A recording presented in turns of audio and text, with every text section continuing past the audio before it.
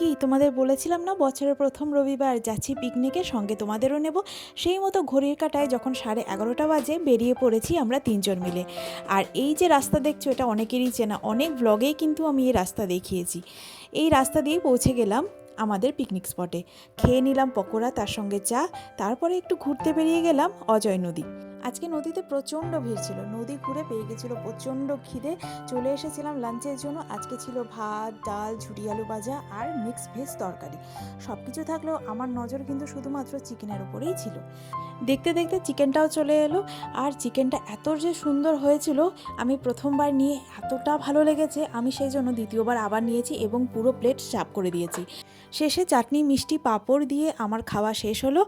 এবং সবশেষে আইসক্রিম থাকলেও সেটা কিন্তু আমার খাওয়া হয়নি, খেয়েছিল আমার ছোট্ট জয়শ্রী। এই যে তোমরা দেখছো এই স্পটটা, এটাই হচ্ছে আমাদের পিকনিক স্পট। শেষমেশ আমাদের খাওয়া হয়ে গেলে ধরলাম আমরা বাড়ির পথ। আজকের দিনটা আমার কাছে অনেক অনেক অনেক সুন্দর ছিল। চলে এসেছি আমি বাড়ির রাস্তায়।